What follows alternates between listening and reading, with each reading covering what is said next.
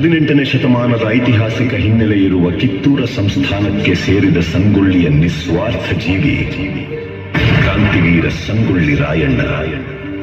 ತಾಯಿಗಿಂತಲೂ ತಾಯಿನಾಡೆ ದೊಡ್ಡದೆಂದು ಸಾರಿ ವೀರ ಪರಾಕ್ರಮಗಳಿಂದ ಬ್ರಿಟಿಷರ ವಿರುದ್ಧ ಹೋರಾಡಿ ಕಿತ್ತೂರಿಗೆ ಮೊದಲ ಜಯ ತಂದುಕೊಟ್ಟ ಕಿತ್ತೂರ ಚೆನ್ನಮ್ಮಳ ಬಲಗೈ ಬಂಟ. ಕರುನಾಡಿನ ಜನರ ಮನಮನೆಗಳಲ್ಲಿ ಕ್ರಾಂತಿ ಜ್ಯೋತಿ ಹಚ್ಚಿದ ವೀರ ಸೇನಾನಿ ಕ್ರಾಂತಿವೀರ ಸಂಗೊಳ್ಳಿ ರಾಯಣ್ಣ.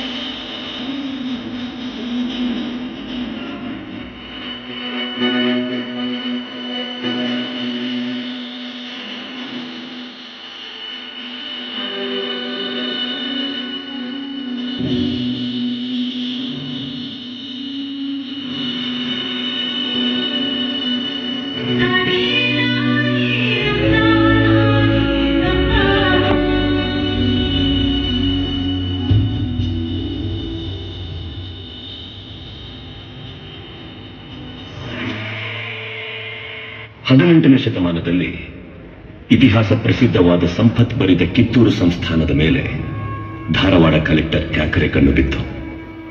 ಅವರಿಗೆ ಸಹಕಾರ ಕೊಟ್ಟವರು ಕಿತ್ತೂರು ಸಂಸ್ಥಾನಕ್ಕೆ ಸೇರಿದ ನಯವಂಚಕ ಸ್ವಭಾವದ ಮಲ್ಲಪ್ಪ ಶೆಟ್ಟಿ ಮತ್ತು ವೆಂಕಟರಾವ್.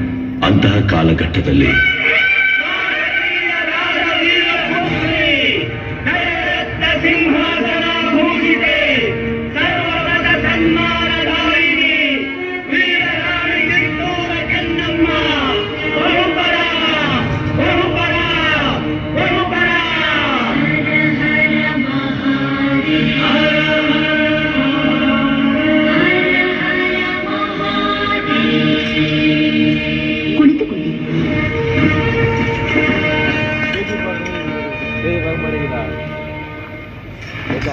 Good morning Rani Saheb.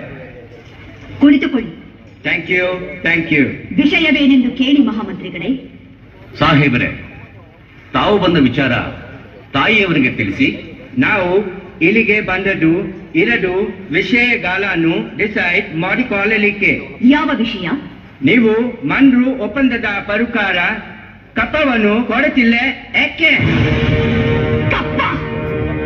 ನಾವು ನಿಮಗೆ ಕಪ್ಪ ಕೊಡಬೇಕೆ? ಕಪ್ಪ ಕೊಡಲು ನೀವೇನು ನಮ್ಮ ಒಡ ಹುಟ್ಟಿದವರೇ, ಬಂಧು ಬಳಗದವರೇ, ಇಲ್ಲ ದಾಯಾದಿಗಳೇ? ನಿಮಗೇಕೆ ಕೊಡಬೇಕು ಕಪ್ಪ? ಕಿತ್ತೂರು ನಿಮ್ಮಪ್ಪ ತಾತ ಮುತ್ತಾತಂದಿರು ಕಟ್ಟಿ ಬೆಳೆಸಿದ ಆಸ್ತಿ ಅಲ್ಲ, ಕನ್ನಡಿಗರ ಆಸ್ತಿ. ಹೀಗಿರುವಾಗ ನಿಮಗೇಕೆ ಕೊಡಬೇಕು ಕಪ್ಪ? ನೀವೇನು ಕಿತ್ತೂರನ್ನು ಕಟ್ಟಿದವರೇ, ಬೆಳೆಸಿದವರೇ, ಕಿತ್ತೂರಿನ ಸುಖ ದುಃಖಗಳಲ್ಲಿ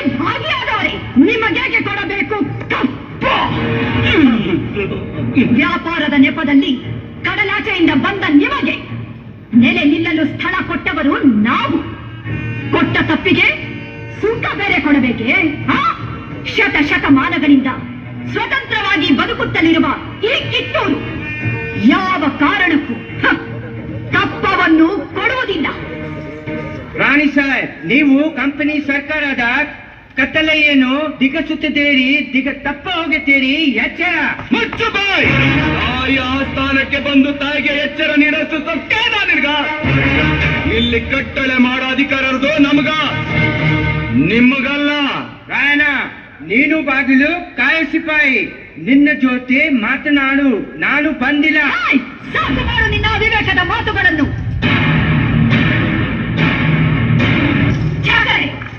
ನಮ್ಮ ರಾಜ್ಯ ತಾರತಮ್ಯವೆನಿಸದ ರಾಜ್ಯ. ತಾಯಿ ಮಕ್ಕಳ ಮಧ್ಯೆ ಒಳಗುಂಟು ಮಾಡುವ ನಿಮ್ಮ ಕುತಂತ್ರಗಳನ್ನು ಇಲ್ಲಿಗೆ ನಿಲ್ಲಿಸಿ. ರಾಯಣ್ಣ ಬಾಗಿಲು ಕಾಯುವ ಸಿಪಾಯಿ ಅಲ್ಲ, ಕಿತ್ತೂರ ಕಿಳಿ, ನನ್ನ ದತ್ತು ಪುತ್ರ. ಈ ಆಸ್ಥಾನದಲ್ಲಿ ಮಾತನಾಡುವ ಹಕ್ಕು ಕಿತ್ತೂರಿನ ಸಮಸ್ತ ಪ್ರಜೆಗಳಿಗೂ ಇದೆ. ನಿಮ್ಮಂತೆ ಜೀತಕ್ಕಾಗಿ ದುಡಿಯುವವರು ಎಲ್ಲರೂ ಇಲ್ಲ, ದೇಶಕ್ಕಾಗಿ ದುಡಿಯುವವರಿದ್ದಾರೆ.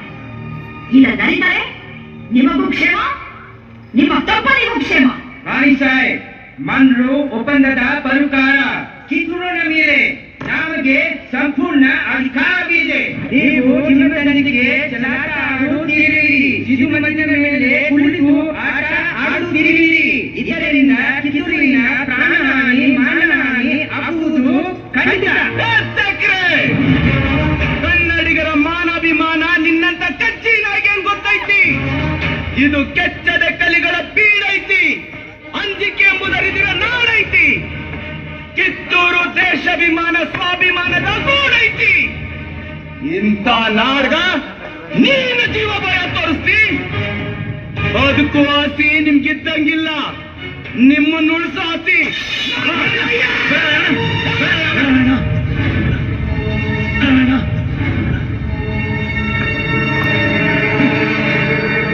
ರಾಯಣ್ಣ, ಶಾಂತಿ ಸಮಾಧಾನ ಕನ್ನಡಿಗರ ಹುಟ್ಟುಗುಣ. ಅದಕ್ಕೆ ನಿನ್ನಿಂದ ಚ್ಯುತಿ ಬರುವುದು ಬೇಡ. ರಾಣಿ ಸಾಹೇಬ್, ಇದು ನಮಗೆ ಪಾಲತೋತ ಅವಮಾನ. ಹೊರಟು ಹೋಗು, ನಿನಗೆ ಜೀವದಾನ ಮಾಡಿದ್ದೇನೆ. ಆಲ್ ರೈಟ್, ಇದರ ಪ್ರತಿಫಲವನ್ನು ಆದಷ್ಟು ಬೇಗ ನೀವು ಕಾಣುತ್ತೀರಿ.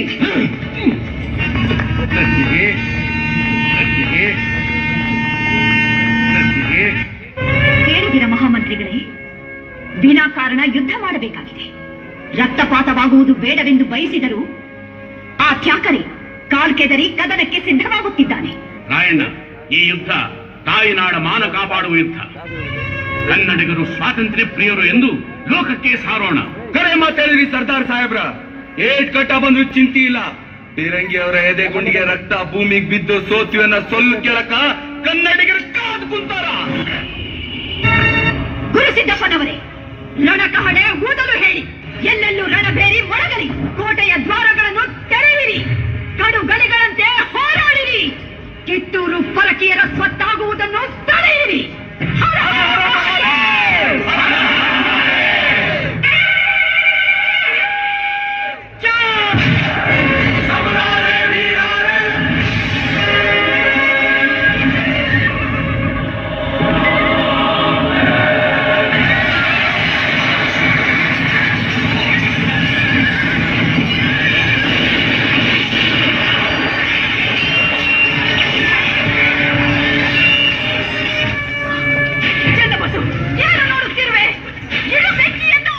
ತಾಯಿ, ನಮ್ಮ ಮಧುಗುಳುಗಳು, ಯಾರೋ ಕಿಡಿಗೇಡಿಗಳು ನಮ್ಮ ಸಿಡಿಗುಂಡುಗಳಿಗೆ ಹಿಟ್ಟು ಸಡಿಲಿ ಬೆಳೆಸಿದ್ರು. ತಾಯಿ, ಪ್ರಸಂಗ ಗಂಡಾಂತರಕ್ಕೆ ಎಡೆಯಾಗೈತಿ, ಮೋಸಕ್ಕ ಬಲಿಯಾಗೈತಿ. ವಂಚನೆಯಿಂದ ಯುದ್ಧ ಮಾಡಕತ್ತಿರೋ ಇಂಗ್ರೇಜಿ ನಾಯಿಗಳು ನಿನ್ನೆ ಕಂಡಿಟ್ಟಾರಲ್ಲ. ನನಗೆ ನನ್ನ ಪ್ರಾಣಕ್ಕಿಂತ ನಾಡ ರಕ್ಷಣೆ ಮುಖ್ಯ.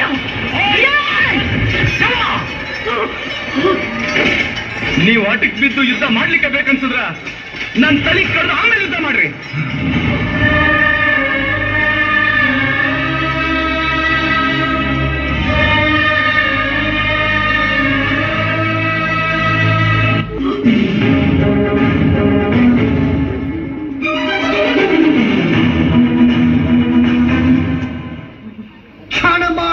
are under arrest. ರಣ ಹೇಳಿ ಒಂದು ಹೆಣ್ಣನ್ನು ರಣನೀತಿಯಿಂದ ಗೆಲ್ಲಲಾಗದೆ ವಂಚನೆಯಿಂದ ಬಂಧಿಸಲು ಬಂದಿರುವೆಯಾ ಫಿರಂಗಿ ನಾಯಿ?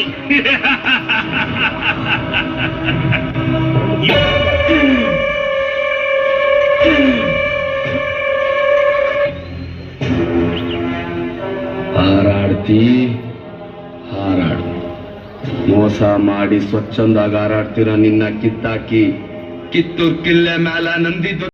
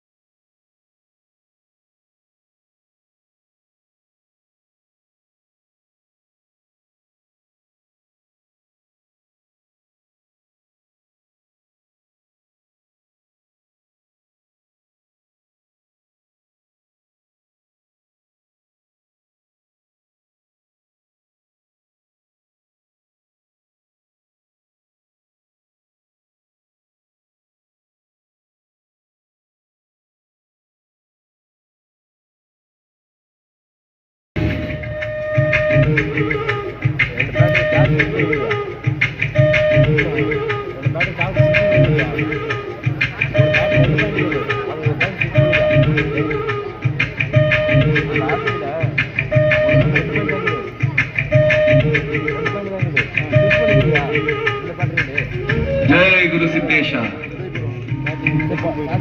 ಶರಣು ಗುರುದೇವ, ಶರಣು. ಬೇಡ ತಾಯಿ ಬೇಡ. ಗುರು ದೀಕ್ಷೆ ಪಡೆದ ಜಂಗಮ ಗುರು ನಾನಲ್ಲ ತಾಯಿ, ನಿಮ್ಮ ಮಗ ರಾಯ.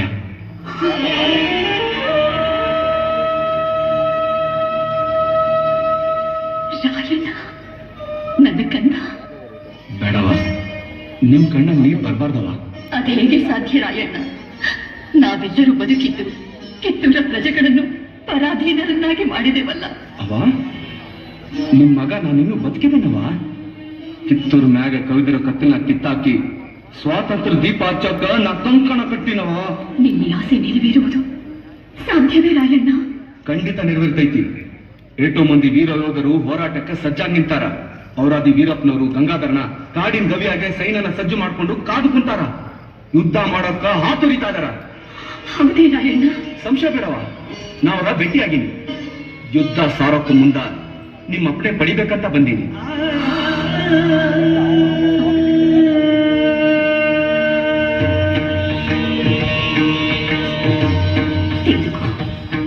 ಇದೆಲ್ಲ ಬೇಡವ, ನಿಮ್ಮ ಆಶೀರ್ವಾದ ಒಂದ ನನಗೆ ಬೇಕು.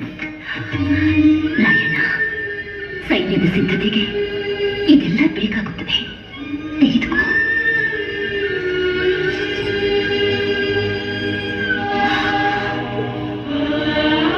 ಗೆದ್ದು ಬಾ ವೀರ. ಬರ್ತೀನಿ ತಾಯಿ.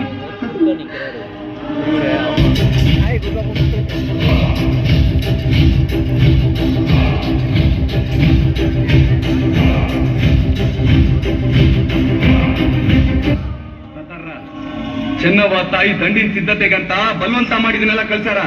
ತಗೋರಿ, ದಂಡ ಸೇರಿಸಿ ಲಡಾಯಿ ಮಾಡಿ ಚೆನ್ನವ್ವ ತಾಯಿನ ಸೆರೆಯಿಂದ ಬಿಡಿಸ್ಬೇಕಂತ ಸಂಕಲ್ಪ ಮಾಡೀನಿ. ಇನ್ನು ವಿಳಂಬ ಮಾಡಕ್ ಬ್ಯಾಡ್ರಿ. ಆ ಕೆಂಪು ಕೋತಿಗಳ ವಿರುದ್ಧ ಇವತ್ತಿಂದನೇ ಲಡಾಯಿ ಶುರು.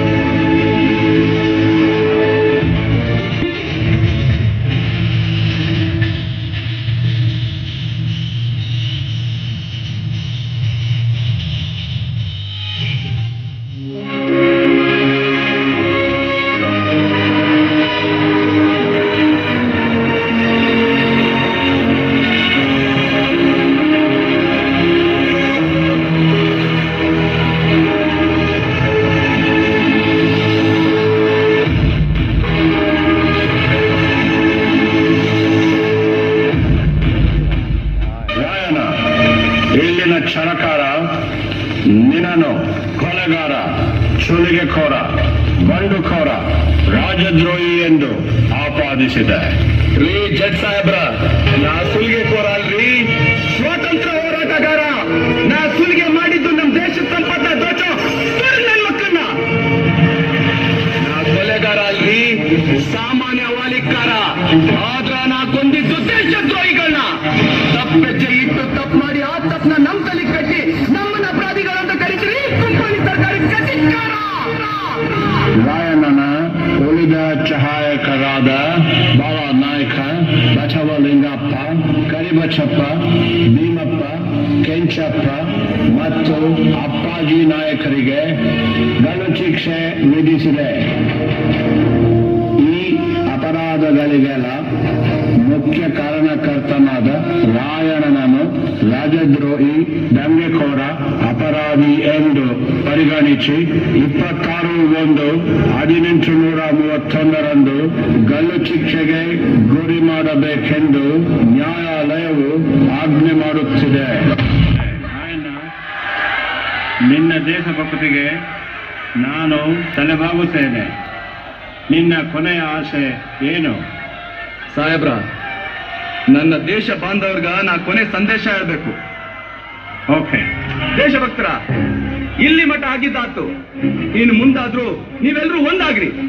ಇಲ್ಲ ಅಂದ್ರ ಮುಂದ ನೀವು, ನಿಮ್ಮೆತ್ತೋರು, ಒಡ ಹುಟ್ಟಿದವರು, ಮಕ್ಕಳು ಮರಿ ಸಾಯೋ ಮಠ ಪರಿಕೀರ ಗುಲಾಮ್ರಂಗ್ ಬದುಕ್ಬೇಕಾಗ್ತೈತಿ.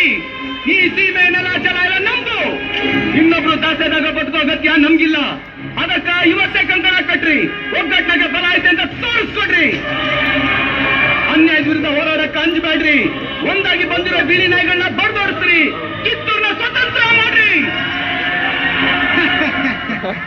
ನೀನು ಚತ ಮೇಲೆ ಕಿತ್ತೂರು ಸ್ವಾತಂತ್ರ್ಯವಾಗಲು ಸಾಧ್ಯವೇ ಇಲ್ಲ. ಮುಚ್ಚೋ ಬಾಯಿ. ಇವತ್ತಿ ಒಬ್ಬ ರಾಯ ಸತ್ರೆ ಮುಗಿತು ಅಂತ ತಿಳಿಬೇಡು. ಅರಿವು ಗೇಡಿ. ಮುಂದ ಈ ದೇಶದಾಗ ಮನಿ ಮನಿಗೂ ದೇಶಾಭಿಮಾನಿ ಮಕ್ಳು ಇರ್ತಾರ. ನಿಮ್ಮನ್ನ ಬೆನ್ನಟ್ಟಿ ಹುಚ್ಚು ನಾಯಿ ಬಡ್ದಂಗ ಬಡಿತಾರ. ಆಗ ನಟ್ಟ ನಡು ರಾತ್ರಿ ಆಗ ನಮ್ಮ ದೇಶ ಬಿಟ್ಟು ಕಳ್ಳರಂಗ ಓಡೋಗೋ ಪ್ರಸಂಗ ಬಂದೇ ಬರ್ತೈತಿ. ಭರತ ಭೂಮಿ ಸ್ವತಂತ್ರ ಆಗ್ತೈತಿ. ಕರುನಾಡು ಸ್ವರಾಜ್ಯದ ಬೀಡಾಗ್ತೈತಿ. ಅಲ್ಲಿ ಮಠ ನನ್ನ ಆತ್ಮ ಮನಿ ಮನಿಲೂ ಕ್ರಾಂತಿ ಜ್ಯೋತಿ ಹಚ್ಚತೈತಿ. ಜ್ಯೋತಿ ಹರ ಹರ ಮಹಾದೇವ್.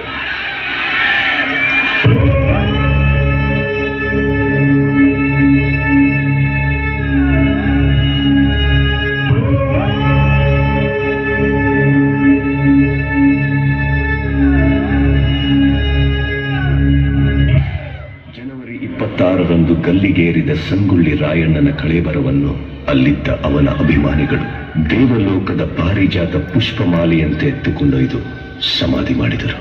ಫಕೀರನ ವೇಷದಲ್ಲಿದ್ದ ರಾಯಣ್ಣನ ಆಪ್ತ ಸ್ನೇಹಿತ ಬಿಚ್ಚುಗತ್ತಿ ಚನ್ನಬಸ್ಸು ಆ ಸಮಾಧಿ ಮೇಲೆ ಆಲದ ಸಸಿ ನೆಟ್ಟು ನೀರಾಕಿ ಬೆಳೆಸಿ ಅಲ್ಲೇ ವಾಸಿಸುತ್ತಾ ಇಹಲೋಕ ತ್ಯಜಿಸಿದ.